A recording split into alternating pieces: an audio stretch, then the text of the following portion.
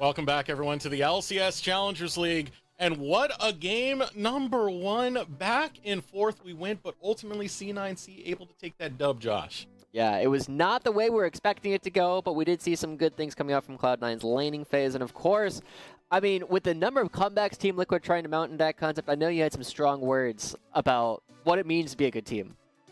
I can't share all of my strong words, but yeah, no, I think that like TL, I think no matter, even though they were really behind from the early game, they're evenly matched, I think, and throughout the whole game I felt that way, and an evenly matched team can always come back, and they were really able to show that. You know, they really did a good job with a huge deficit against a team that scales better to win a few fights, and they almost actually could have taken away the game, but that Baron sequence at the end was just too unfortunate, but that was really impressive. I think this will be a really good series from that first game.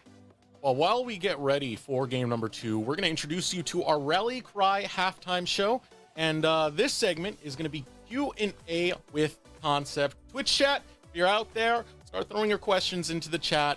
Want to know about you, Concept. Want to know more? And Numi has the first question. It is, what kind of bubble tea / boba do you like, Concept? Oh, I mean, I like pretty basic choices. I like black milk tea. I like Thai milk tea. I like okay, matcha, what level of sugar? Tea. What level of sugar? 25%. I like just enough to taste. Same with coffee. Did you know? Okay. Did you know you could go higher than 100%? I did not know that. I mean, wow. I mean, that sounds terrible. I guess, wow. I wonder how much higher you can go. I've gone up to 150 in the past, but the other big thing we have to talk to you about is it relative to itself? Like, yeah, you just like okay, you put extra sugar in it. Okay. You know, like the default amount is like, okay, just give me a little bit extra. The concept, we gotta talk about the fact you've been around for a little while. You've been on the Golden Guardians roster for the past year or so. What has been your favorite team to play on over the past couple of years? I haven't played on many teams. In amateur, favorite roster iteration, shall we say? My favorite roster. Well, I think that every roster had a lot of its own unique strengths. I think, including this previous roster, I enjoyed playing this past split. But I think probably my first split, back when I was on IMT with Chad Jungle, Pretty, who else? Arrow and Joey. I think our team was just naturally I think the leaders on the team that were there previously, Pretty, Chad Pretty, Joey and. Pretty and Joey were really close, and they're really close with our coach, and we pretty much all bonded together really quickly as a team, and we had really good friendship. And while we wait for Twitch chat to fill in a couple more questions, I do have one more. You've been a player that we've seen a ton of growth from last year to this year. What do you credit yourself as being able to find that niche and really kind of accelerate as a player over the past split? I think that there's just, at least for me personally, I think that it's not something that people on the outside could see, but I know that I need time to adapt, and I work very hard at it, and work very hard at trying to learn how to be comfortable and how to overcome a new situation that I'm in here in LA. And yeah, being a pro player, there was a lot to learn. I'm getting into it, and I think that finally after a year, I was learning the whole time, and finally after a year, I'm glad that I can show that I'm starting to have a lot of improvements, and I'm confident that next split will be even better. So. All right, I'm gonna steal one for a question right here. Earlier, you were saying you're good friends with Arrow. What do you guys like to talk about or do? Oh, with Arrow? I mean, Arrow is such a funny guy. I mean, I like to talk about anything. I mean, he's just a good guy to be around. I think anything I love him not because of anything we do together, but just from being on a team with him. He's a great guy. He's funny. He's very humble. He's a very sweet guy. He's a good cook. I could good cook. Yeah, he's got a lot. He has a lot of great qualities. I really liked him as a person. All right, now one of the best. Yeah, one of the things. Who are you living with these days? My roommate, Prismal. Jay. Prismal? And yes. How would you rate him as a roommate? He's a good guy. I mean, I like Prismal a lot. He can be pretty controversial. He can be a good guy and a bad roommate. I'm just saying. No, that's fair. That's fair. I mean, he is a pretty good roommate. I've had many roommates. I used to go to college, and I was in a 5-person apartment, and Prismal was good. He actually does respect the public space and keep things clean, and yeah, I mean, I won't get into it, but he's a good roommate. I know what it means to have a bad roommate. I think a lot of us do. Now we've heard you've had some fun times as well. Come on, we're not even that dirty. We think that the apartment is a place to live in. He thinks it's a place to show off. That's all I'm saying. The other thing, now, Concept, I have heard that you have had some fun times with Prismal in the past. Now, he was avoiding talking about it on the podcast, but do you have any safe for work memories that you have had with this guy? With Prismal. Yeah. Uh, Safe for work. with Prismal, safe for work memories. I mean, he's Oh, I don't remember any of those. he has a funny habit that sometimes people aren't happy with it, but I think it's cute. He likes to after games that are good, he likes to come out with his good plays and he likes to talk about them and show them off. And like it's just like I remember like we were against TL first, who obviously wasn't that good, but it was at a tough time for our team, and he was just really excited that he was playing Hibernator and he was like doing crazy stuff. Oh like no, Mia. Yeah, no, it was a bit sad, but yeah, he was doing some pretty interesting things, proxying, and he had a lot of fun. And I just like, that's just like one of the many moments I remember because it makes me happy, like knowing my teammates are happy and that we're enjoying the game together. All right, I want to rapid fire a few questions out so our audience can get it out there before we move on to the next topic. First one, concept. If you could one trick one champion out of your role, what would it be? If I could one trick any champion in my role, like, oh my gosh, like if I was going to play solo queue, I would play Wukong again, actually. It's been too long. Just watching Mir with the crazy plays last game, I used to one-trick Wukong when I first started out, for those who know, and Good segue. It would be nice. It would be nice to play it again. Who do you think is the best jungler in NACL? In NACL? Other than my own jungler, Rosethorn, I would have to give it to I'd have to give it to probably Mir. I think Mir is I mean, we saw it just today, like his team was such a tough situation for TL, and I think he pretty much single-handedly was finding crazy angles and making the game winnable. And I think he's been doing this all playoffs and all splits. So all right, last one before we get back to business. Who's your prediction to take the title for LCS? The title for LCS this split? GG, of course. It's the GG redemption arc. You know what? That's what I like to hear. Truthful tier org. But that's going to do it for Q&A with Concept. We appreciate you answering a lot of those questions and getting them out there, especially the bubble tea ones. Those are very, very important, by the way. Let's get back on Thank you, the game because, as I said, this was very, very back and forth. Started off with a very strong lead coming out from Cloud9. Mir able to get some insane angles to try and bring it back, but ultimately Cloud9 take the dub. How are we feeling about that after our first game between these two matches, Josh? Well, the big thing is we have to know that both Bradley and APA gave up a couple of waves right at the beginning of the game Concept in order to get the invade onto Tomio. But as you were calling out, like getting, a couple of camps away from the Maokai is like, whoop-de-doo. And then we ended up giving over a lot of priority right on back to Fake God and Diplex. Yeah, I mean, that was a huge blunder, I think. Giving up any minions, I think, for that invade, I think is really bad. I think getting Vision on Maokai is probably what Wukong's objective was. Bradley wants to be aggressive in this matchup early game, and they were doing that well, but that's only worth it if it's just Wukong able to do that. I think it's really bad, like falling behind, especially, they counterpicked with Veigar in the mid lane, and, Diplex didn't let up the pressure after that. It was a big mistake. And then after that, we know that Bradley... I said before, as long as nobody on Team Liquid is running it, they have a really good chance of winning. But you were calling out a couple spots where Bradley seemed to have not quite figured out exactly what he wanted to do. I did. Yeah, after when Renekton had Blade of the Ruined King, like there was a whole sequence of the game where like it was a pretty careless 1v1 by Bradley to take. He tried to. Can we get that on screen actually? Yeah, we can pull that up. Perfect. I mean, just at this juncture of the game, I could say as a top laner, I think Bradley's in a fine spot, but he is behind here. Like we see here how he played this. Like he ults when Renekton still has his slice and dice up, and that's pretty much the matchup. If Olaf ults when Renekton's E is up, Olaf wasted his ult, and that's that's kind of all that happens after that. And then honestly, like the next 5-10 minutes of the game, like C9 didn't let go of the momentum from this. Yeah. It was a really big moment.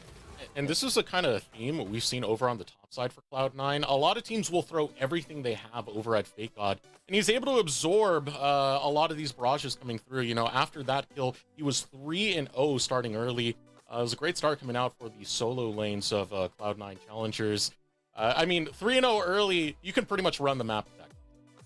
Oh yeah, I mean, he did a good job of making sure that, a champ like Renekton, it's an early game champ, and he did his job getting that lead early, and he also did his job not throwing it and making sure that he was playing consistently. Yeah. Like C9's throws, like their first throw, yeah, let's get when they died in the enemy base, yeah, we can pull it up. That was pretty much, that wasn't, I don't know, that was actually because Fake God wasn't there, and C9 had to respect that they didn't have Renekton here at the moment. Like this is pretty much the only way that TL can find an angle. Yeah, Team Liquid could only ever win asymmetrical fights, right? When you aren't fighting these front-to-back team fights, it is so hard for Cloud9 to actually play, but as soon as you actually get into the backline, suddenly Cloud9's team composition tends to fall apart a little bit, and Team Liquid did a really good job abusing that, but they got a little bit too clever for their own good at the very end, got themselves into a front-to-back, and it instantly ends the game. That's one of the things that we will be looking at for Team Liquid. They were so good at promoting Mir's ability to look for some of these flanks. I'd love to see more of that in the second game. Mir did a fantastic job to try and bring it for especially over by that Baron play that we had earlier. That was one of the more phenomenal ones. If you pull that one up right here, Mir takes the long route over, and even with Zeyzal trying to collapse on Arrow, just nothing went right for Cloud9 in this play. Yeah, no, this one was really, really nice. I mean, C9 really did make a mistake here. I mean, Mir even being in this position in the first place was, I think, C9's first mistake. Like we just talked about in the previous play, C9 just wants the front to back. Any situation where Mir isn't doing this is winning.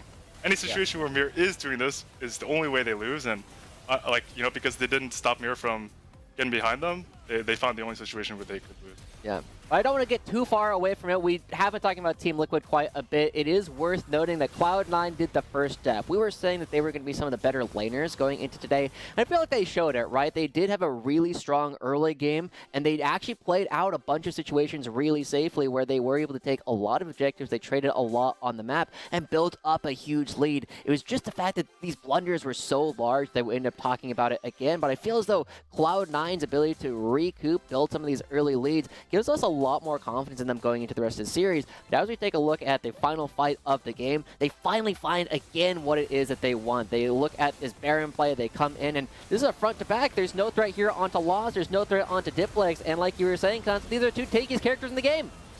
Yeah, just going into this fight, because, you know, Wukong didn't get the angle, like before anyone's even hit each other, this is pretty much how it's going to play out. This is exactly what C9 wanted. They have the scaling advantage, and they did carry it out, yeah. I mean, C9 did play better throughout the whole game, and even though TL had the flashy comeback moments, but yeah, C9 was the better team in this first game, and I think TL could still be better though, but we'll see. That's what I want to ask right there. Are you still confident in Team Liquid concept? Do you think they're taking the series? I would say that I think I would favor them still. I still would, even if they're 0-1. I think that their team could have gotten to another level there. I mean, I think their comeback potential in that game showed it. I think that they still will take the series, even though C9 went 1-0. Right, well, we're just getting word that game number 2 is ready. So we're going to throw it back over to our casters so they can take us away. Alex, go ahead. Thank you, Eric. Welcome back into the caster desk. We are getting ready for game 2 between the #1 seed of Cloud9 Challengers and Team Liquid Challengers. It was a well-fought game in that midpoint. Cloud9, they stumbled for a second, but they still had firm control, even though Mir's Wukong, I gotta look at that and be like, there's no way he gets that again. And that's the big thing. I mean, it was something we were looking at towards the beginning of the series, because it's been such a big priority for Team Liquid as a whole, and now that they're on the blue side, is that something C9 looked to take away? Even though Cloud9 won the game, it's still a strong thing. I think it's going to be a first pick Rakan or Wukong over here for TL, and that Xayah being taken away tells me it's actually going to be Wukong. As on blue, I was about to say, I think they're going to ban away the Annie, given how big that is for C9. They love to open drafts with their Zeri plus Annie. Now it all comes down to Wukong for me, and I'm curious to see if Vi is still on the board, if that changes. Nah, I would expect that to be the trade. The handshake, that's been Tomio's most played is Vi. So I wouldn't be surprised if Mir maybe even just takes it away, denies that from Tomio. Like I said, Tomio's most played in playoffs. Yeah, I really like it because, I mean, all cool. We got the cams of the C9 guys out on the stream. But the cool thing, too, is that you do kind of get that better matchup if Tomio goes for something like the Wukong. And because of the propensity to Zeri, I mean, Vi is just that natural answer that we know. I gotta say, I love seeing Zeyzal, too, like, face the team. Whenever I coached, I always ask tournaments, like, we could, like, huddle up for drafts. I think it's so much cooler. I love to see that from both. We have 17 trolling the player camp for TL. Love that. One of the performance coaches over at Team Liquid.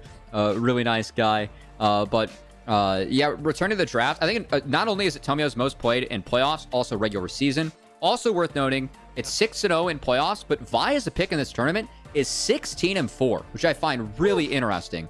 And I love the first pick Vi because, you know, C9, they're still opting into playing that Zeri. So now TL, they have a go button. And also, I do like the Vi matchup into Maokai. You can get up in the face of the Maokai early, and TL could look for some of the early invades that were successful for them in game 1. Also good into the Wukong. Denies that as well. You know, another powerful pick. That's a great team fighter. So I do like this a lot from TLC, but I'm really looking at how they can now change things elsewhere. We see that the Annie they banned this time around. Ziggs being taken away from APA. I was kind of looking at the Ziggs, maybe Cassiopeia that we were talking about before that could be played into Diplex, especially because we saw that Vigar played, and I'm really looking at what they want to blind pick on the side of C9 that then forces the hand of TL. We'll say, I'm wondering if APA is going to get a double ban, because this is the same core we were looking at when they banned the Cassiopeia in that first game. Like the Vigar. So, yeah, Vigar is another good takeaway. It was such a big part of just the zoning tools that the Cage offered, and the fact that Diplex was able to have such a big impact. And there is that Cassiopeia ban. You want to limit, just double bans there for APA, and I mean, that's honestly pretty good respect. He's been playing a lot of interesting champions, especially lately, has been able to find so much value with them. I think C9, like with those bans too, just trying to kind of control some of the variables, you know? And okay, we have LeBlanc, so a lot of focus now on the poke. That's going to be a tad bit of a slower game, potentially for C9. Of course, you can play through LB with the Maokai. It is double magic damage, but APA will have to take something that can deal with that in the mid lane. And wouldn't be surprised. We saw this being played quite a bit over in LCK. Lissandra Kennen? Maybe that could be the... Yeah, Kennen's still up. It's blind, though, and that's always risky, right? Yeah. You don't really want to take Kennen blind, especially up against Fake God, because Fake God has quite a deep champion pool. So seeing that Lissandra pick, I definitely like that. As another champion I like to play is LeBlanc. Shocker, I play like really the toxic champions. So Lissandra is one of those champions that I see on the other side. I'm like, that's going to be annoying to deal with. And I really like it paired up with the Vi, actually, because you go in on the Zeri, if you go in with the Claw as well, like you can actually just take Lost out of the picture. And TLC did a good job of focusing him down in that last game. So that could be another option. I was about to say, I thought we were going to see Sion or Cassante there from Bradley. And honestly, I would kind of like a Cassante here from Fake God. He does have the option. He could run his Gnar if he'd like. I think I don't love Gnar into Sion as a matchup, but Fake God's proven that he can play it, as it is a comfort champ for him. And I think it would deal with a couple things well. You can see just those 500 is fine here. All right, makes sense. You look at that; it has a decent lane phase against Sion as well. As long as you stay out of range, don't get knocked up. It really is going to put more of the onus onto how Mir is going to play around this. If Mir is going to play around the top side like he did previously, or if it's going to go to the tried and true style that we've seen from Team Liquid on the Challengers this entire playoffs, which is really trying to facilitate Arrow and Kim down. Yeah, and I mean, I'm looking at Diplex in particular, who I think kind of has his work cut out for him there on the LeBlanc. Of course, we know this champion to play that more slow roll and sort of poke style, get around terrain and everything like that. But I think Kim down is actually going to be a big part of maybe shutting that down a little bit with the handshake, with the bailout program, kind of delaying the death there of Arrow and giving him longer to DPS. As we get ready, second game here in the lower finals. Cloud9, they have the edge right now with a 1-0 lead, but it's so early on. TLC battled back valiantly in game 1. Can they do that again here in game 2? Take the victory to tie us up at 1 apiece? Let's find out as everyone is going to book it to the line of scrimmage. And something that's really interesting for me, just given what was important in that last game, it was that C9, their solo laners over time, were able to win out those lanes. We had Fake God with the 1v2. We also had Diplex find that solo kill. I think that the matchup that we see in this game, they have the ability to do that again. Like Sion, you can, match Gnar early. You're going to be fine. You're going to get your farm to get shoved. But as Gnar gets levels in that W, it gets big. And then the Sonder can neutralize the Blanc. But LB, if you play around that chain range, Wisp cannot play around that range at all. So it is a little bit of a skill matchup, and we'll see if Diplex can pilot that correctly. As, again, in isolation, I actually do favor LB. It's just that Wisp is so easy to play around, you can't really target that LB. And the thing I want to add, too, is, for Diplex, he didn't play bad by any stretch in that last series, but really, Insanity had the run of him. in the series against Dignitas Challengers in that winners final. So to see Diplex really starting to perform again was kind of a big part of that question for would C9 be able to perform against TLC after losing so soundly to Dignitas. And it's a good look. Now, not only did he play well in the Vigar, walks in confidence champion in the LeBlanc. And I gotta say, for Diplex, he's actually been the second best, or the best laning mid that we've had in this tournament. He's averaging almost 700 gold up at 15. I know that, you know, being the 1 seed, C9 did have a couple of very... they had a very one-sided early match against CLG Faith. You know, it's only 9 games, but Diplex has been landing really well. The biggest compliment we've been giving Diplex this entire season is that after the swap, it felt like it was a swap that was more rewarding M&S in his play, not as much as Diplex in his performance. Yeah. And his performance has not dipped here in Challengers, has still been very strong, has continued in playoffs. Yeah, he really slotted in well and didn't miss a beat once he joined the Challengers League. And yeah, really just want to echo that sentiment. Like, it was not a punishment. He is a player who we could very well expect to see in LCS sometime soon. And he continues to play like it since he joined Challengers. Sometime soon, maybe even next split, just with how good he has been. This guy, him and Insanity have been some of the best mid laners we've seen in a long time here in the Challenger circuit. I mean, and we have some great mid laners, don't get me wrong. They're looking that good right there. Maybe actually doing a good job of trying to outplay, but as you talked about the chains, it's difficult. It got dicey for a second. That was well played by Diplex, and I gotta say that this matchup, the changes to the LeBlanc queue, definitely made this matchup a little bit easier for the LeBlanc, because something that LB can kind of struggle with is matching the shove of Lissandra, especially early. Having that Q refund when you kill minions is really big for the LeBlanc. So again, it is a matchup where you can neutralize, knock down that LeBlanc.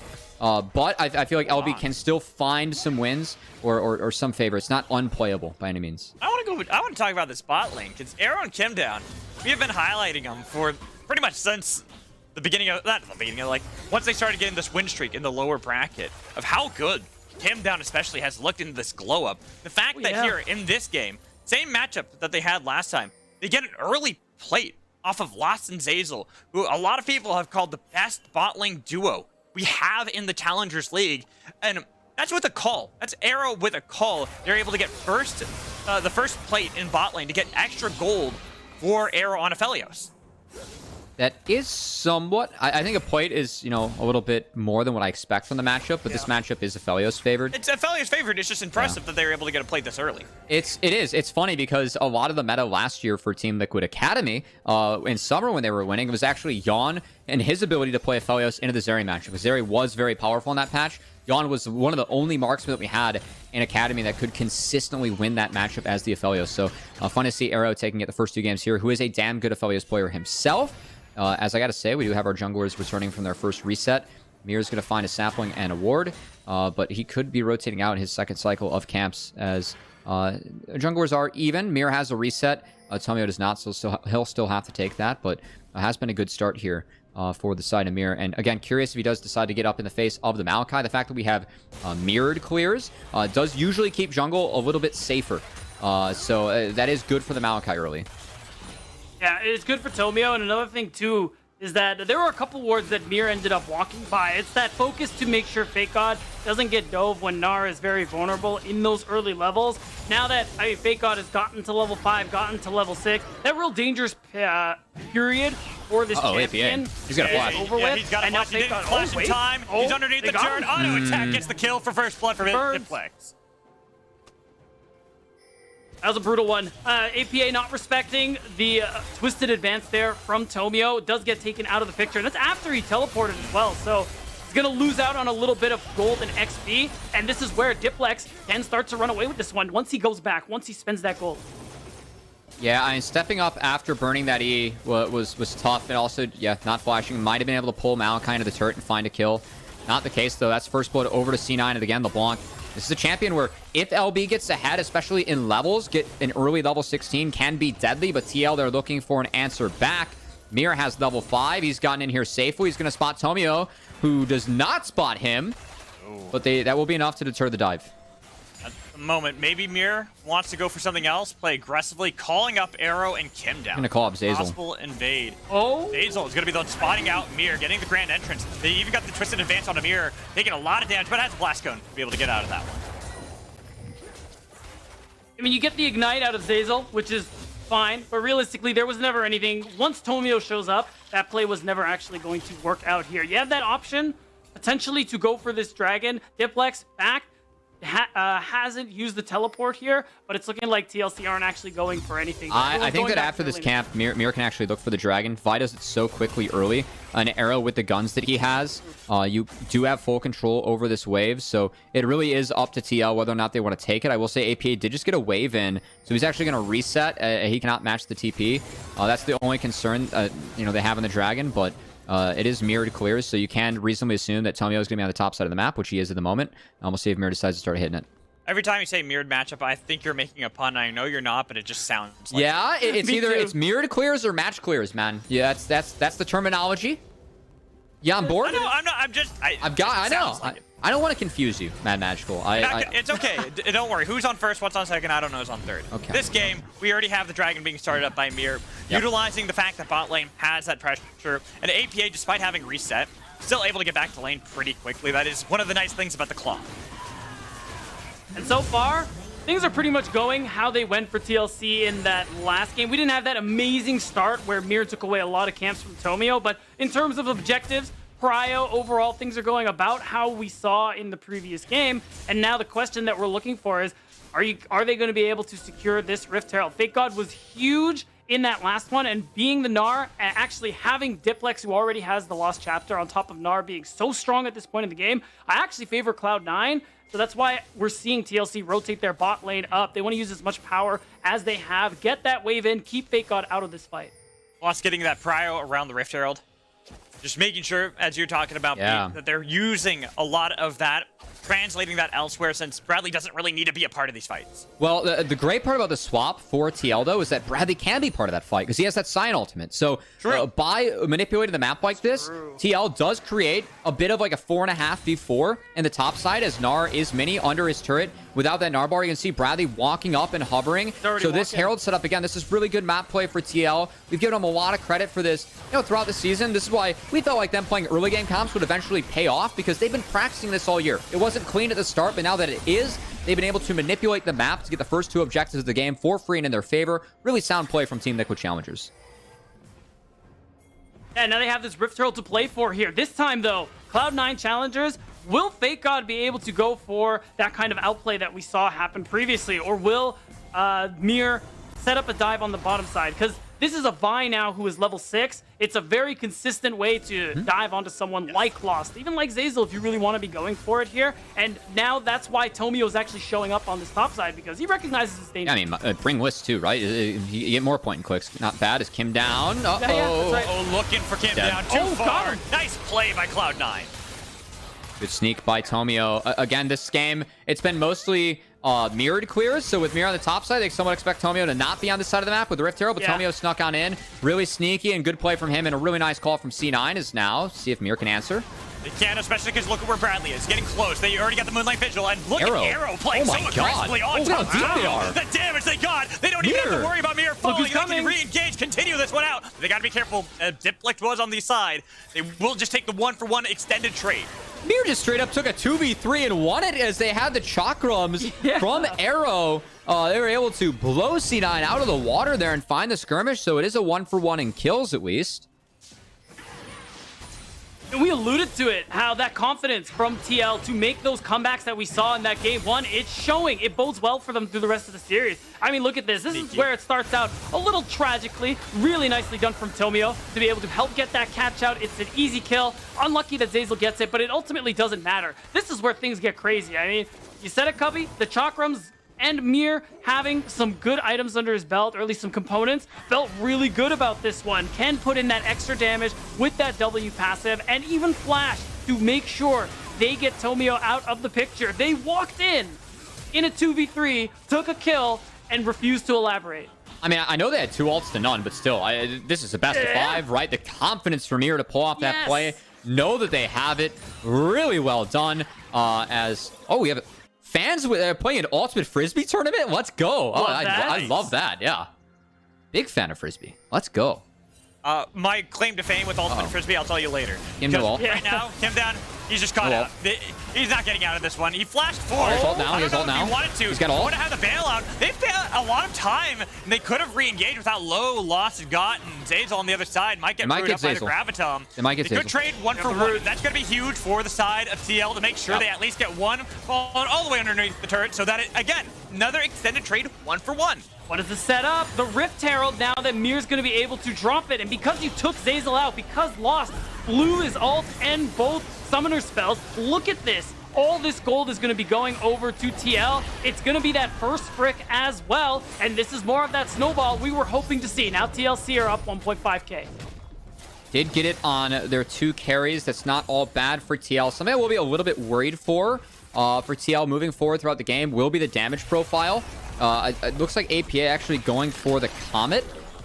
That's a little bit of a different Lissandra build than what we're used to, and he is going for the Leandries, so it is going to be damaged Lissandra. I will say, I do like one-shot Lissandra quite a bit with Electrocute. I don't think it's the best in the Gnar Maokai, but it will at least be some damage coming out of Liss. If you do play in the range of Liss, she can DPS okay. I mean, it's never going to be the likes of, a Syndra or an Orianna, but it is a lot of lockdown that you bring to the table, too, in the trade-off. So we'll see if TL can use that consistently as they need to keep on playing for these early objectives. You can see TL already grouped up as 5 with the Scion, playing bodyguards. They're just going to brute force down this dragon. It's red-white for Arrow, and he has completed the Gale Force. See if he can blow him off.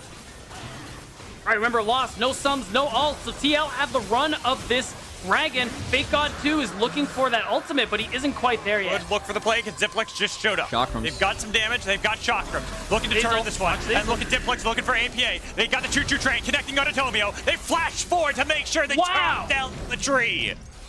I love how Arrow plays Aphelios with White Gunman. Like, he's just ulting people, throwing down his red turrets to be like, I need to keep these stacks up, because if I have this many stacks, no one can walk forward. TL, they exit as a team. Bradley finds the connection on the Tomio, and it's just a free dragon, a free kill, and TL keep on bullying C9 with the draft they have. I think they're playing it well so far. And we've been just giving all these props to Arrow and Kim down. I mean, rightfully so, but I really got to talk about Arrow as well, especially in these last couple of matches. I remember we were talking about the Varus that he played in 3 out of the 5 games against Cincinnati Fear, and just overall, he has really leveled up in this playoffs and really showcasing that experience that we have known him for ever since he came into the NA ecosystem. And since he came into the NA ecosystem, just since we've known him, this guy's always a clutch player. Always when there's pressure put on Arrow, it seems like he performs better. And right here, oh my God, are you serious? Lost. Chad, move from the Chad ADC. It's the timer. They know there's still no flash, still no cleanse. They're like, hey, Lost, what are you doing, bro? You can't be here. I love the aggressiveness that TL is playing with. This team is playing without fear. That's so important, especially when you're playing drafts that need to get ahead. TL have the willingness to make these plays. They keep on connecting against C9. That's at the right time, too. We have Rift Herald spawning soon. Lost will be out on the map for that. But you can see the setup for TL. It's all them. And we keep talking about that confidence. Not only do they play pretty well from behind, but they snowball well. Comes from that practice that they've been running these types of drafts all across the split. And now they're up 2,500 gold. They've gotten every objective so far. The only thing to continue that streak would be that Herald that we see on the screen. But Arrow surely has lots of gold to spend after everything TLC have done. And once he gets back on the map, you can see it. Mir has camps to farm. The vision is favoring TLC topside. And that Herald's what they got in their sights. Yeah, they have that bonus BF sword now on the Aphelios. They did move Bradley up early to try and contest this. As Zazel takes the love tap as he knows he has the fruit. And with Bradley up here early, this will be a trade. We'll be second Rift Herald for that bot outer. You like trade this. If you're TLC right now, you're okay with that. You're going to be able to get another turret afterwards. You have that extra bit of gold over on the other side because you're still making these plays as a group. You're finding plays to suffocate Cloud9. This has been a lot of how TLC has found their wins throughout playoffs in the lower bracket, is getting these early leads and adding them, compounding them one upon another. I also want to credit Bradley. I know that he had a really tough last game, but I think that Bradley has upped his tank play, which is necessary given the meta and the patch that we're in. I think that some of the hovers that we have seen from Bradley on the Scion, like, he doesn't need to drop that wave. Maybe you can have that argument, but also you think about how the comps are supposed to be played. He should drop that wave to make sure they get the second rift. So TL do so, and now they're going to try and play for an inner. Is that the TP coming in? Bradley came back. Bradley came back as well. And it's big. It's big. Into the wall, but Arrow Arrow on the other side. The quick disconnect. They've got to get on top of Arrow because look at the damage he's still getting on the other side. He's poking at him. But look at Lost. He wants to trade this back. He's got the lightning crash. And then toppled Arrow. They've got him. Double kill for Diplex. Might even be able to get a triple kill following up Kim down. But he cannot get it. They'll take the 2 kills they got. And that's so good from C9 because, yeah, it's a sound play from TL. But we were talking about Bradley, you know, should he drop the wave? Should he not? Yeah. Well, guess what? Right when he goes to answer that push from the Gnar, there's no TP on the Scion. There is a TP for C9. Fake God comes in with a Mega Gnar, and he makes a big play for his team. Yeah, really big from Fake God, who, I mean, we keep saying has been turning it up so far in this series, and he continues to do so. Like, this is the call as soon as Scion shows. Exactly. He is nowhere close to this play, and as soon as you get the 3-man Mega Gnar, this fight was done and dusted from that moment on. Arrow did try to fight really hard, though. It was really close, and Arrow is pumping out so much damage, but there's only so much you can do when you get jumped on by a LeBlanc. Oh, but speaking of that, LeBlanc just picked up 1 kill and a shutdown also. 3-0. He is going to be a big threat. We know TLC want to play the front to back, but Diplex is there to circumvent that. If they can't track him the way C9 needed to track Mir last game, Diplex is going to be the one to turn things around. Also has the Merc Treads, really important for the Blanc in this matchup, and I think in this game too. As again, TL, if you have a Vi ult, you have a Lissandra ult, you can stack these with Renata and, you know, get the game moving in your favor. But if you can or you fail to stack, LeBlanc's slippery. Diplex, you know, showed that with how he was able to clean up some kills as the janitor in that last match, and now, oh boy, Lost. Getting caught. He's stuck. A lot of damage, but he's stuck. Arrow. They've got Arrow, and Arrow gone. There goes the damage for TLC, and you even get Fake God again with a Gnar ult in the back line. Bradley, this time he shows up, but he's late at the station. No Bradley. There's no Scion, right? Like they try to get in the river. Bradley was on the pinch, but they take the fight without Scion there. He's late again. C9, they have a 5v4. TL opted into that. C9 just kicked their ass. Yeah, and Lost had his summoners back up, was able to play his life so well so that the rest of C9 could help bail him out here again. They need Bradley, even though the pinch is good from the Scion at times. He's that big meat shield. He's the one who's soaking up a lot of this damage for Arrow, for the Aphelios. And when he's not there, this is what happens. 2 times in a row, Fake God has had massive Gnar ults that he's shown up to make sure that he pulls back in Arrow so that they can easily kill off the most important, most valuable person for TLC right now. And that's so important for the side of C9 too, because we mentioned earlier in the draft how as the game goes on, Gnar and LeBlanc, there are self-sufficient side laners that can win those matchups in isolation. That Dragon now buys out 5 minutes where you can play 3 lanes as C9, but you're kind of forced to 4-1 when you do have a Scion Lissandra. So C9, if they're just able to stretch the map, they're going to grow that gold lead, get even more resources for themselves. And it could be big trouble here for the side of TL. And to add to, Cloud9 have gotten that Dragon. They've stalled the soul stacking that TLC have been going for here. So this is a really dangerous position to be in. Again, now you have Diplex, this 3-0 LeBlanc Arrow. Needs to be careful. 3-0-4 LeBlanc too after that last play, getting a lot of assist gold on top of it all. Diplex, you guys were talking about it before. This guy, there's a reason we've been thoroughly impressed with him and how he's been in the Challengers League. He performed well when he was in the LCS. What was it, a 7-2 record while he was on Cloud9, and still here, #1 seeded team, one of the best performing mid laners in stats, and here he's been given so many resources in order to really build himself up to be that flanker that you guys were talking about, how he can get into this backline and pretty much hack the Matrix and kill Arrow. And he's a player, like, I've been honestly pretty high on. When I found out he was joining the LCS before he came down here to Challengers League, when I casted the LFL last spring, he played for Vitality P. My biggest highlight for a player like him was his ability to team fight. Not only the numbers that he was able to put up, but the angles, the big Ori shockwaves and everything like that. Whatever his team needed, he was able to fulfill that. And it's great to see that that continues to show as he's joined us here in North America. As TLC, though, one thing that I'll continue to respect them is they've fallen behind now. They're down 2,000 gold, but they're still looking to see if they can gain that control back on the map. As long as they can make sure they have marked Diplex in almost every one of these fights, they don't have to worry nearly as much. That's the big thing. You have to have control. You have to have that play and that vision set up around the important objectives. They just lack that around Baron. I will say, too, this is going to be a little harder for TL. Again, that Chemtech Rift comes in so clutch when you're falling behind, but now we have Ocean Rift. There are more brushes, more places for Diplex to be able to hide. Even Zazel, who we praise for having being so good at finding these angles, finding these setups for his team. Cloud9 are honestly even in a much better position than we saw in that last game. And you can see the map right now, how Gnar and LeBlanc can play both sides, and TL, they just sent 5 mid to try and, you know, take prio and then play to one of the sides from here. So Diplex, he'll have to back out as C9 spots TL hovering the top side. But again, as long as C9's playing these 3 waves, they have a 1.5k gold lead, and it should be growing. They are able to amass these resources. Real perks of having LeBlanc plus Gnar. Again, both sidelanders that are self-sufficient in this game and in these matchups.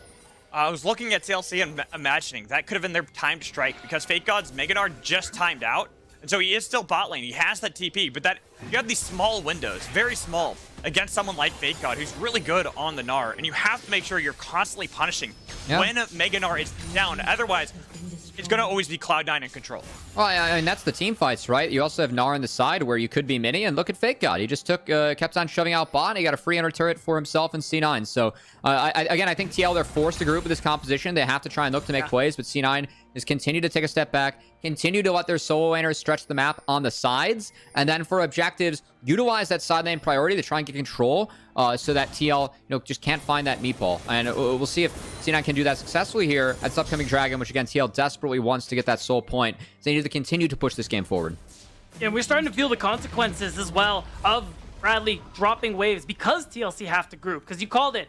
Fake God just got that turret. He backed. He's so close to what's looking like a Randuin's. So it's actually going to be... He's so tanky right now. Has so much health. So much defensive stats. Arrow, even though we say APA is building more DPS, isn't quite there yet. Hasn't reached that second item. Arrow's the one you're looking to do damage into. And he's got so much armor. Sneaky Mare. Already inside of the pit. Ready for anything that C9 might throw at them.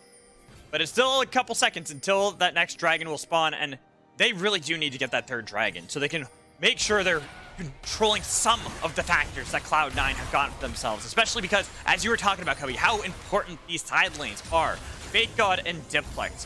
2-0 and 3, 3-0 and 4. They're hitting it. How much control they have. They're just calling and saying, you have to answer us. You cannot go for the dragon anymore. Look for the turn. I don't love this from C9. I don't think they have the damage to do it, especially because Diplex isn't on it. He wants to find the angles. So TL, if they just stay disciplined here, it could be okay. But Bradley? They're looking for Bradley. They're bouncing him around. They're going to get a lot of damage back onto Tobio as well with the quickness. They've topped the tank. There he goes. Mir is gone as well. Lost has got the damage, but look at Arrow Chakrams. Can he take anyone down as well? He's got to be careful. How to get back? There's the re-engage from Tobio, but he's got the cleanse out of there. Still whittling people down, but he's so careful and cautious because that Diplex popping him down. C9, too far ahead. TL, they find the front to back. It was a big hostile takeover, but Arrow wasn't able to get enough DPS down to the important targets. Lost goes untouched, and it just doesn't look like there's enough damage in the comp for Team Liquid as C9. They cruise through that fight. You're seeing that armor for Fake God really come to fruition here, on top of the fact that Bradley died so quickly. That meat shield, Arrow needs to confidently and safely output his DPS, even with Red-White was out of the picture. So even though Cloud9 might have been a bit of a questionable call to pull the Baron the way they did, but TL gave him the opportunity in the team fight that they needed anyway. Watch Bradley's health here. Arrow, he's putting out as much damage as he can, but he's trying to space as much as possible. And the fact that Bradley goes down so quickly, now you can see the difference in how he has to team fight there. You're very terrified of this Mega Gnar, and you have to respect it. Lost is also up 2 levels. Arrow was never able to get on him. I think Tomio bought a lot of space in the Malak. I'll give Tomio quite a bit of credit for that in the team fight, as look in the pit. Too easy for Lost. And again, it felt like TL this early game, it went better for them. I think that it was for a longer part of the game where things were good for TL, like sitting up 2 dragons. They were up about 1.5, 2k gold. Like, that's a good game state for TL. But it was just the one mistake. Bradley shows bot. TL were overextending with that Herald and the topside play. That's all the C9 needed to take over this game, get things back in their favor. They have not let go from there. No, hey, Cloud9 still constantly finding these ways back in. I will say TLC in the picture-in-picture while we were looking at the replay picked up the 3rd Drake. That is their Ocean Soul point. Yeah. So they still have something major that they can be playing for in the next couple of minutes. But it is still a tough scene for Team Liquid Challengers. As you said, Cubby, it's these small mistakes, these small openings that we know and praise Cloud9 for being able to punish in this mid to late game. It's what's got them here once more, up 5,000 gold. And C9, I mean, last game they made some mistakes in closing out the game. Like, things did get quite a bit closer, a lot closer than what they should have been. It's so hard still to play into Maokai. He brings so much safety when you are ahead on the map, given the vision, the control that the saplings give. I don't think that C9 is going to make those same mistakes twice. It feels like TL, these first 2 games, I mean, it's not like I dislike the early games they've had. I think they've played them well. Like, that is their bread and butter, but it's just been a couple mistakes. You cannot make those mistakes against C9. They will overextend on side waves. We saw that against Fear. They did so again here as a team. C9, that's all they needed to turn this game around. I mean, that's how good of a team C9 is, why they were our #1 seed, and why they were the favorites coming into this tournament, you know, talking with the other teams as well. 6,000 gold lead now. You're 27 minutes into the game as well. Firm control, and we talked about the side lane power that they had, and we're bringing back this conversation just because we look at how Diplex is at the moment. 4-0 on LeBlanc. Death have completed. Yeah. Has the Banshee's Veil too to deny getting popped by Lissandra as well. Getting CC'd. It's just such a smart build coming through from Diplex. Now, the damage is so dangerous from this LeBlanc.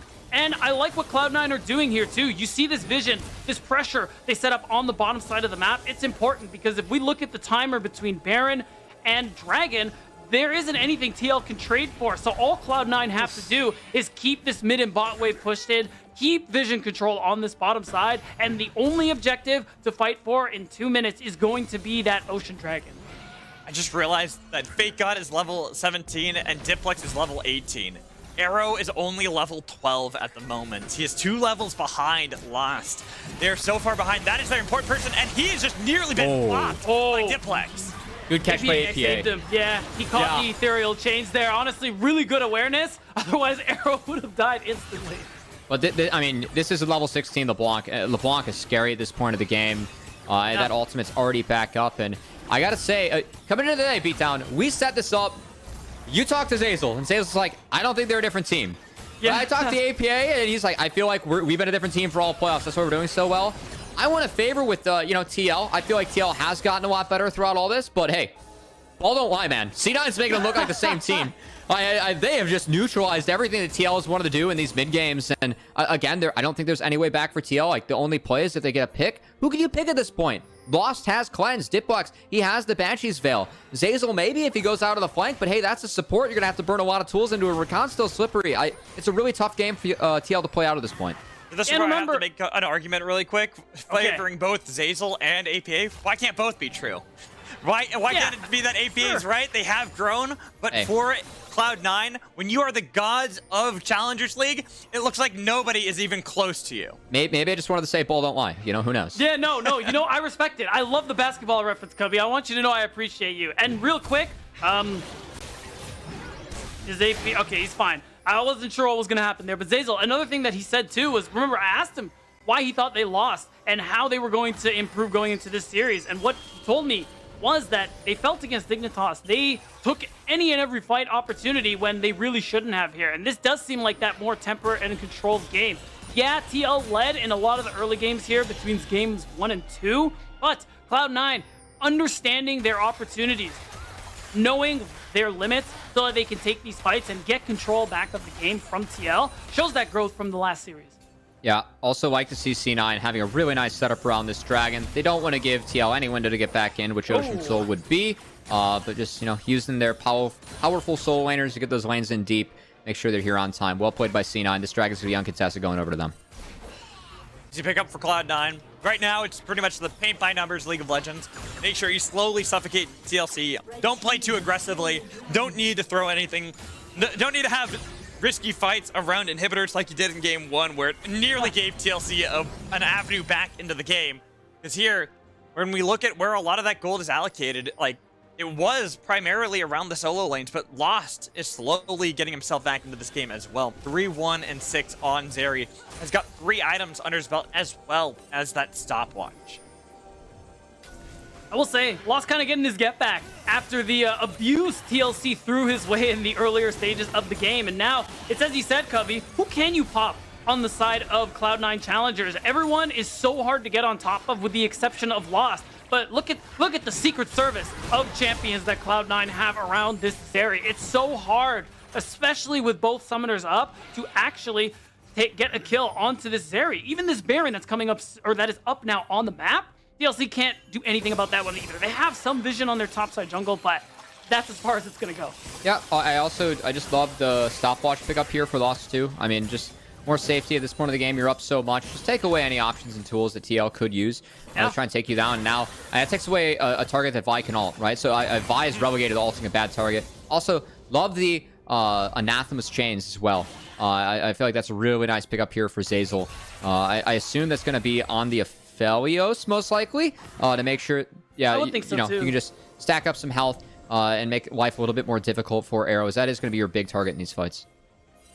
At the moment, though, TLC still holding on to dear life here in this game, dropping this one.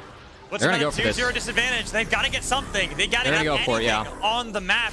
It's so difficult for them to get on top of Fake God. And guess what's happening on the other Baron side? started. They started the Baron. Yep. They're just saying, fine. Both have take TP. Fake God. Whatever. If you kill him, it doesn't matter. We've got this down to 50%, and he just flashes away. He's got TP to rejoin. That's going to be the first TP Here we go. APA. Double going in TP. this one down to 50%, but you got to be careful because now APA immediately has to go Golden Bradley in the middle of everybody as well, trying to get all the attention not he terrible. can. It's not terrible, Yeah, but it's Fake looking God's on the all other right. side. Watch And look at Zeyzal. Watch Zeyzal. Zeyzal's on the flank. They Zeyzal. nearly killed Tomio. They've got him, but Zeyzal, he takes him down. Arrow's still alive. How the hell does he keep doing it? The takedown, the bailout, it's not in time as Kim down will run for the hills. Bradley in the middle of everybody as well. Mir might be able to defend Diplex and get the kill, but it cannot. Instead, Bradley, Mir, the two surviving members, and it will only be one sole survivor after Bradley falls eventually to the might of Cloud9 Challengers. And that was one of the best looks we saw from TLC in this one. You do stop the Baron, but you gave away so many kills. You got the Mega Gnar out of Fake God, so he wasn't able to be impactful in this team fight, and you used that double TP to come through. The problem is, the stopwatch for Lost comes in clutch, and at the end of the day, you aren't able to utilize your CC to pop anybody. Remember, double TP comes through, Fake God is walking without any Gnar bar. He is exhausted. So even though the damage is coming through, look at the setup from Zeyzal. We called it to watch this for Khan, and Zeyzal delivered. Arrow could not survive. I respect it. I think it's a good look from TL, honestly. I mean, they had a 3v5 there for a little bit in the fight where they had the numbers in their favor. It's just C9, they're too far ahead at this point. And also, the damage the Diplex was able to get down onto Arrow, I think, was the real critical part. Arrow doesn't have a VT yet to, have that overshield to sustain himself from LB. That's, I think, been really important in this game as Diplex has played well. Nice attempt from TL. I mean, I can't blame him. I think that setup was good. And they found themselves one of the better angles they could. And unfortunately, the eventual result is once everyone respawns for Cloud9, they take their second Baron of the game. Gonna force the hand again of TLC, especially because in just a minute's time, we'll have another attempt for that soul out of TLC. They're grasping at straws, and right here, the straws aren't looking so hot with APA getting chunked out like that. I mean, not to mention, a four-man combo from Zeyzal ruining any chance of TL getting back in that last one, as Zeyzal's recon continues to be fantastic. Wow, okay, that's... Getting called out. Get him! Get him, Alk! I got it. It's an anathemas. You got it, exactly, exactly. I used to think it's anathemas, which technically, proper English, how it's spelled, that's how it should be pronounced, okay? But do you not speak English? Come on. Nothing spelled. Nothing spelled right or pronounced I mean, that's true. That's true. We got a lot of grief words in the English language. We'll leave it at that, guys. It's the classic secret to building up, lore in a sci-fi world. Just write it out one way, and it's oh, this is how it's supposed to be pronounced properly. Not anymore, man. Just change it up. They're putting everything on a Diplex. Getting this pick is huge, and giving the shutdown over is better. That is gonna be Diplex overextends their react. It will be the free dragging over to C9 as full point, but hey, something again for TL. TL continues to prove they are not going down without a fight. Yeah, it's gonna be the fight after that they're looking for. To try to catch them with the choo-choo train. Zeyzal will be able to jump away. Will be everyone getting off scot-free, trading Diplex's life. I mean, that's still a good pick for TLC. And stop it, Tomio! They got Tomio. Nice. Oh, Baron! barely was the shout able to get his attention, so he couldn't escape, and they should chop down a tree. More picks, more gold for TLC. Like game 1, this game ain't over.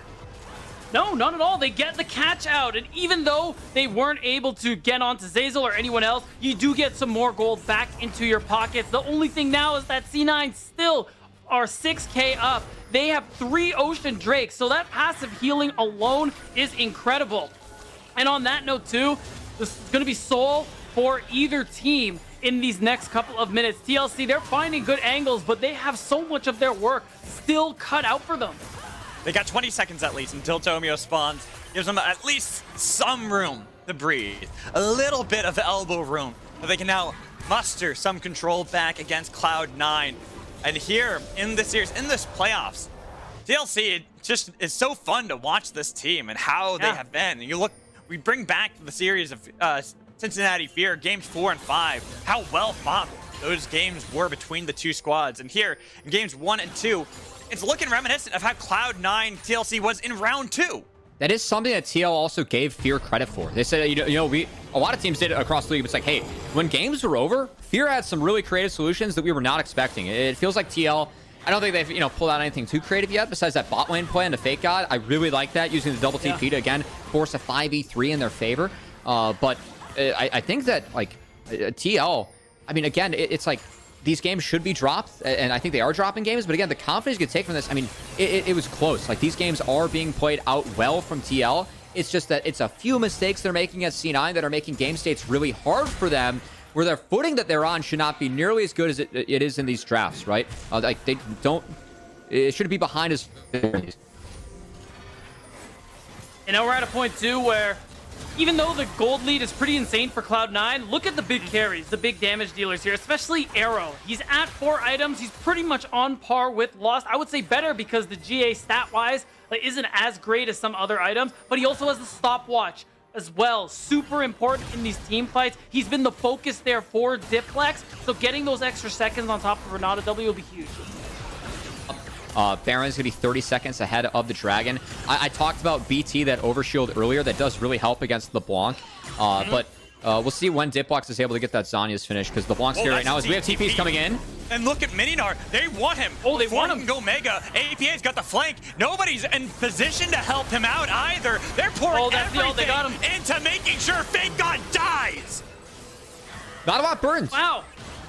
No, I mean, you get the Lissandra ult, but look at APA's, the ultimate bar. It's coming back. It's going to be up so shortly. You get more breathing room. You get a big shutdown. And as long as everyone recalls, you're not even going to lose this turret. You get it for nothing, essentially, on the side of TLC. And look at what it gains them, too. Control around some parts of the map. The bottom lane is what I'm looking at right now, because that was completely red right before that. And they're slowly, even if it's not much, taking back some of the control of vision around their own red buff. It does allow for them to get that wave in deep, too. So again, someone from C9 has to show on this wave. Now they see Dipbox, they can get more control elsewhere. And of course, it's a little bit hard, right? Because of course, Baron's the big buff, right? It's Baron buff, but each team would love a soul here. It's an Ocean Soul. Yeah. I gotta say, if C9 gets Ocean Soul, I think Ocean Soul is a bit of a... a little bit less, it's a little bit less powerful than people give it credit for. But it still is 4 oceans. That's a lot. Yeah. So it'd be a pretty damn powerful soul for C9. TL, of course, I think would like to deny that, have that perk for themselves moving forward. So I am curious where they put their vision, because TL will have priority on this wave, especially as Dipbox is hovering bot. Looks like C9 will be playing through bot, so they're going to play towards that Dragon. TL's going to be playing through mid. Expect them to play for the Dragon as well. Yeah, you just see that preliminary vision there from Cloud9 to make sure TLC don't get the Baron just before the Dragon spawns, but now they are hunting. If they get him, that is a guaranteed soul, basically. Wait, they're trying. TPing top. They TP'd. Wow, what a play from Cloud9. Double TPing. And look at Mir. He's bot lane. They can't answer that. That's Cloud9 taking Baron buff. And TL, they're answering the mid wave, so they're not going to be on Dragon right when it spawns. There might be enough time for C9 to walk down and contest this too. No, I mean, it's up in 5 seconds. It's possible. They have to go for this one. C9. Get it. If they get both, that would be huge. But it's looking like they have to sacrifice Dragon. That's soul for TLC. That's actually a really big deal. I mean, it depends on what you do with this Baron, right? But I would favor soul moving forward for TL. I feel like C9 They pushed in a little bit too deep. We'll see what they can get off the Baron. I think it's going to be at least 2 inhibitors here as TL has the slower resets. Bradley doing his best, though, making sure the wave won't crash so they don't have to worry about it falling. They've got everyone back. They will defend one inhibitor turret for now, but 2 are so low, and with minions starting to pour back in. Yeah, wow. This is just crazy plays across the board from both teams. The initial push from the Baron was what was going to be so important with making a trade like that, but they get nothing. The resets come through. Aphelios 4-item wave clear goes crazy, even with the Baron buff. So now Cloud9, they walk away with some extra gold, but at this stage in the game, that gold doesn't matter. You are going to push out these waves, but TL gets such a powerful buff, something much needed considering the deficit they find themselves in. 5 minutes until Elder Dragon. Another thing that can be played around by both teams. TLC. God, what a team. What a glow up from this team all playoffs long. A team that had been struggling during the regular season, even if they did end up in a nearly 6-way tie for 3rd place with how close the end of the season ended, then losing to Cloud9 in round 2. People kind of forget that series was actually really close between Cloud9 and TLC. Both games were over 30 minutes. In fact, game 2 was nearly a 40-minute game between the 2 squads, fought valiantly by Team Liquid Challengers. Oh, Mir. Oh, they're just gonna send it. They got Zazel, but he's dead. now look at Diplex on the other side, looking for Arrow. No, it's Tim down. Arrow's still alive. I always forget that he has gotten the shields for days. They do lose Tim down, and now Bradley. Wait, oh no, this is looking all haywire for TLC, losing the support. Oh, the flash! No, Bradley. Not taking like a this. long time for him to die, but he will. But wait, wow. Okay, how long? What is that this healing? This heal was insane. I just looked at that too. I'm like, wait, how long is it gonna take for him to die? Finally falls. This gives more control back to Cloud9. Not worth it there for TL. Nope. The fact they lost Bradley, as Bradley was trying to collapse, got caught out of the wrong side. Kim also flashing when he was going to go down anyway. C9, they have a bonus member. Gotta imagine that they still have some wave clear with this left, but you gotta imagine that TL's gotta drop at least this inhibitor. You gotta sacrifice it. You don't fight 3v5 here. No way. Not with Arrow being important. You've got to make sure you're peeling back for him. There goes one inhibitor mid. Bot lane with minions already starting to collapse into this turret. Looks like it'll be 2 taken for C9. 8 seconds left though on Baron. About to expire. Him down back up too. Okay, looks like they will. Yeah, no, they hold on. Yeah. You know, oh my god. Okay, but don't worry, guys. Ocean Soul, watch his HP. He's gonna be healing up. The big thing there is that yeah, you had to sacrifice that inhibitor as TLC, but you hold on, which is the big thing here. The only problem is You're starting to sound like me, Pete. I know, I'm coping a little bit. I'm not gonna lie. We have 3 minutes till the Elder Dragon, and this is a really dangerous spot to be in here because even though we're getting to this point where gold doesn't matter anymore, we're evening out, you still see how impactful Diplex in particular is. You can't do anything about him. You go all in on other people, you're completely exposed to this full build LeBlanc. Late game, LeBlanc's so slept on because your ability to poke from so much safety. And you can see Diplex, I mean, he's just gonna... and Bradley's gonna be very helpful in this. Same with the BT for Arrow, but Diplex just gets to play with impunity. As the Sonder, you can make plays onto LeBlanc. That is what TL is going to be looking to do, but they have to pop the Banshees first in order to do so. And also, I mean, this series has been crazy enough. I've called both these games over, like in the mid game. Yeah, we're here. There's a Soul. There's a double monster objective spawning here in 2 minutes, 10 seconds apart again. We're going to have a banger series of events here coming up to wrap this one up, guaranteed. As TL will at least take this inner. Diplex Can you keep saying the game's over so that we can get a couple more minutes to get the longest game of the playoffs so far? I want a good series, man. We only got 2 more left. I can't believe we're done after tomorrow. Okay, wait. APA. Team Liquid. Diplex is in here. What are we doing? They were looking for the back door. They're trying to see if they can open this one. You're right. They've got the kills. They've got the plays. TLC are forcing the TP from Diplex, and they will open up the base. Killing. Lost. Minions are there, but they got to be careful with Diplex and Fate God. Mega It's so big. It's so big. Wait, this might be the game. This could be the game. On the turret. TLC, On the turret. They're on the turrets. They're in the Nexus. And TLC will then Are you serious? Series for us in the lower finals, tied up 1-1. That instant call to go all in when you see Diplex on the top lane, the confidence that we've been seeing grow for TLC really culminates to get us this tied series. I mean, they were there for the whole wave. I'm surprised that Diplex just didn't base. Like, he is the poke on the block. If he is there, if he's able to poke them down, they shouldn't be able to go all in like that. But they find the 5v4 when Diplex is gone. He has to respond till it's too late. It's a free 5v4, and that's how TL wins the game.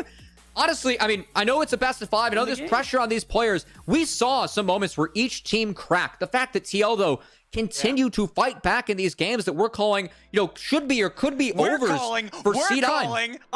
It's okay. He knows deep down, Magical. It's okay. It's Challengers, baby. That's all I gotta say. And this is where you gotta praise TLC, a team that does not give up, continues to fight, tying it up at 1 apiece. We're gonna toss it to a break so we can get our desk with Eric back here, so make sure you stay tuned. At number 2 on our most valuable prospect list for spring 2023 is Masu. Did you know in the first 3 weeks of the regular season, this kid went 10-4 playing on 120 ping on Wi-Fi from Toronto? Yeah, there's a reason we call him the Wi-Fi Wizard. The MVP award for NACL is not about being the best player now, but a player that will bring wins to LCS teams in the future. While we're not as confident that Masu is immediately ready for the LCS, the growth he's shown over his rookie split is remarkable. You can see his growing pains this split, moving from Toronto to LA and dropping his average ping by 110.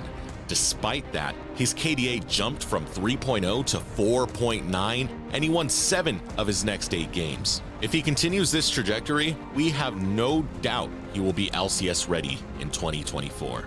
The biggest compliment we can give Masu is his unique ability to visualize plays before they happen. He sees angles and steps up to them in ways that most other ADCs in the league will not, especially in 1v1 and 1v2 situations. On top of that, he showed a proficiency to maximize the output damage capable from his champion, whether on something safe like a Xayah or something aggressive like a Kalista. The fact that he's doing all of this as a rookie is what makes us so excited for his continued development. For these reasons, Masu is one of our most valuable prospects.